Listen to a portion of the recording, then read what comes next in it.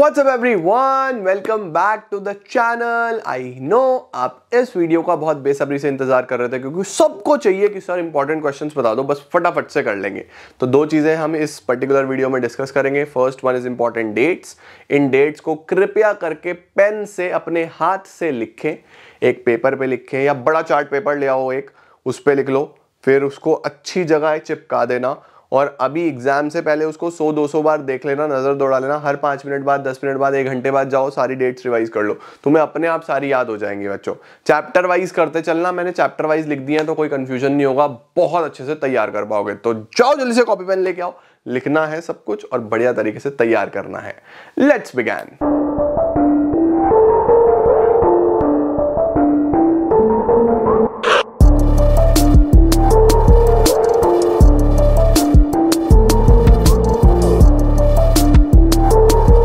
तो चलिए जी शुरू करते हैं बेटा जी। वैसे तो मैंने सारी की सारी डेट्स बहुत ध्यान से देख ली है, ठीक है, और बढ़िया तरीके से सारी की सारी लिख दी है, बट फिर भी अगर कोई छोटा पुटर मिस्टेक हो जाए, क्योंकि कई बार बुक्स में भी अलग अलग लिखी होती है, तो प्लीज कमेंट सेक्शन में बता देना कि सर हमारी बुक में ये है, तो मैं क्लैरिफाई कर लूंगा और बच्चों को बता दूंगा, ठीक है।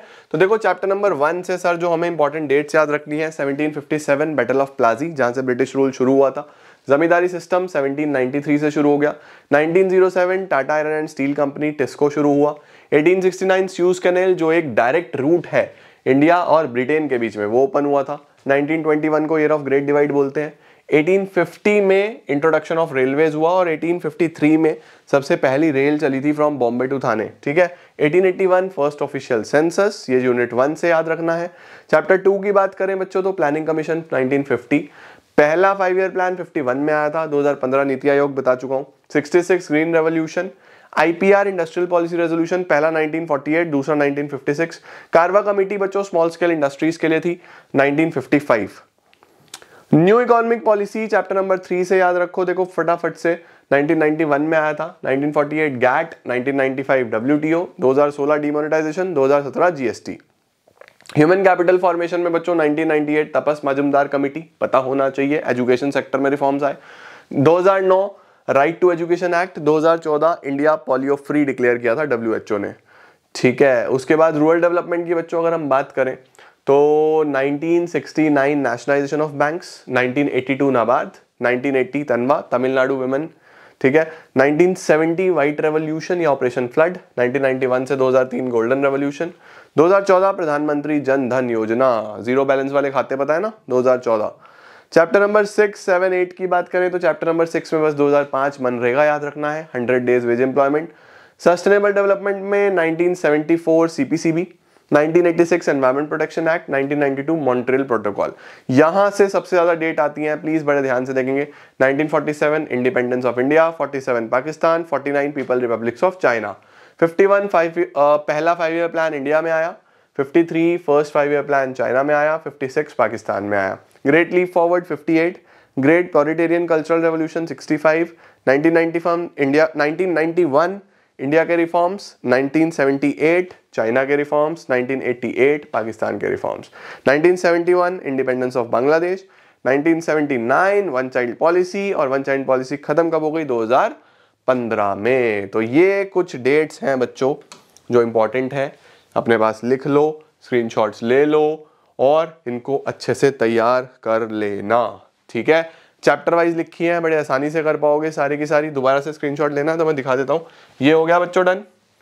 इसके बाद ये आपकी 5, 6, 7 से हो जाएगा। उसके बाद ये आपका 3, 4 हो जाएगा। उसके बाद ये आपका चैप्टर नंबर 1 एंड 2 हो जाएगा। चलो भाई अब फटाफट से तुम्हें इंपॉर्टेंट मोस्ट इंपॉर्टेंट क्वेश्चंस बता देता हूँ। इतने भी कर लोगे ना तो बहुत सफिशिएंट अमाउंट में मार्क्स आ जाएंगे और बहुत सारा फंसेगा इसके अंदर से, ठीक है। चलो अब इंपॉर्टेंट क्वेश्चंस की तरफ चलते हैं। अब बच्चों मैं किसी भी चैप्टर में तुम्हें 5 से ज्यादा इंपॉर्टेंट क्वेश्चन नहीं बताऊंगा, 4 या मैक्सिमम 5 क्वेश्चंस होंगे। तुम इतने क्वेश्चंस भी कर लो तो बहुत शानदार तुम्हें नंबर मिल जाएंगे। और टॉपिक्स मैं बता रहा हूं, उससे रिलेटेड एग्जाम में जो भी पूछे ना वो लिखाना तुम लोग, ठीक है। मतलब तुम्हें लगे कि यार ये इससे रिलेटेड मैंने याद किया था, Indian economic development is all about writing, तो जितना हो सके बढ़िया तरीके से लिख के आना। मैं इंपॉर्टेंट क्वेश्चंस बता रहा हूं, इससे रिलेटेड कहीं भी घुमा फिरा के पूछे जो तुम्हें लिख देना, ठीक है। चलो भाई, चैप्टर नंबर 1 से सर क्या इंपॉर्टेंट है? चैप्टर नंबर 1 में बाबू सबसे पहले reasons for stagnation in agriculture sector. Agriculture sector में रीजंस क्या थे, क्यों पीछे चले गए, ब्रिटिशर्स ने क्या क्या किया वो बताना है ना। वही जमींदारी सिस्टम वगैरह मैंने आपको बताया, कमर्शियलाइजेशन, वो सब बता देंगे। Reasons for poor state of industries, industries में क्यों पुअर स्टेट था, कैसे उन्होंने इंडस्ट्रीज बंद करी, वो सब आपको बताना है। Demographic conditions, birth rate, death rate, infant mortality rate उस टाइम की आपको बतानी है। क्या ब्रिटिशर्स के कोई पॉजिटिव कॉन्ट्रीब्यूशंस थे वो बताने हैं। और स्टेट ऑफ इंडियन इकोनॉमी क्या था on the eve of independence, एक ओवरऑल अप्रेजल आपको बताना है। तो मैंने ये सारे के सारे वीडियोस में पढ़ाए हुए हैं। अगर आपको इनका आंसर नहीं मिल रहा, वैसे तो किताब में नॉर्मली आपको मिल जाएगा बड़े आसानी से, नहीं मिला तो मेरी वीडियोस में है, आप आसानी से देख सकते हो, याद कर सकते हो। चैप्टर नंबर 2 में क्या क्या याद करना है सर? सबसे पहले meaning and goals of economic planning. Meaning मैंने पढ़ाया, गोल्स 4 ही हैं, gems, growth, equity, modernisation, self Reliance.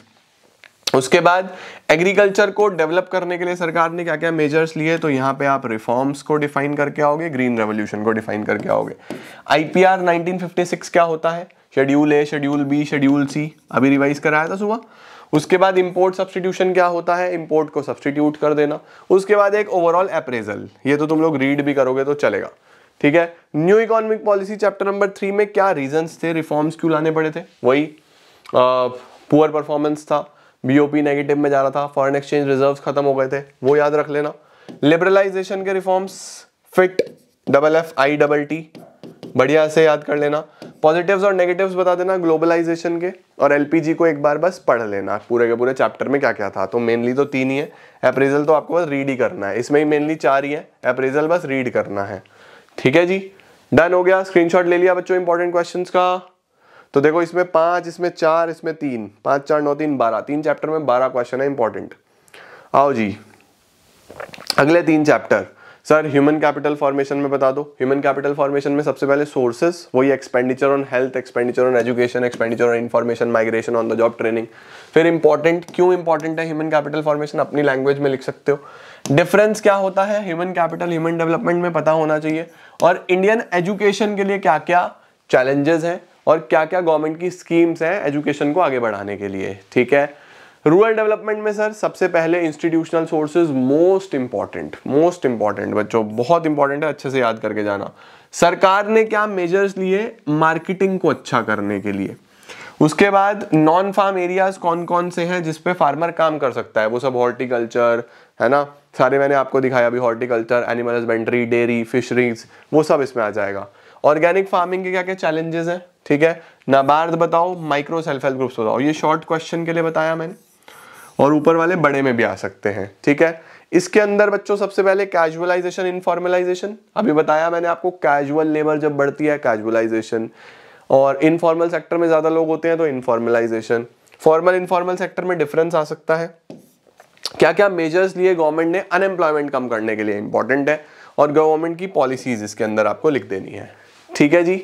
Done है जी, स्क्रीनशॉट ले लो। इसके बाद बच्चों आपके 2 चैप्टर और बचे, बस इसको करो और समाप्त हो जाएगा आपका, देखो सारा इंडियन इकोनॉमी। इतना भी कर जाओ भैया, बहुत अच्छा फंसेगा इसके अंदर से, ठीक है। फंक्शंस ऑफ एनवायरनमेंट बताने हैं, कैरिंग कैपेसिटी, एब्जॉर्प्टिव कैपेसिटी मैंने आज ही रिवाइज कराई, अच्छे तरीके से एक बार पढ़ जाना। उसके बाद पिक्चर बेस्ड क्वेश्चन, गूगल से सारी पिक्चर्स एक बार देख लेना, किन किन टॉपिक्स की, ग्लोबल वार्मिंग की फोटोज देख लो, ओजोन डिप्लीशन देख लो, deforestation, land degradation, soil erosion, pollution, biodiversity loss.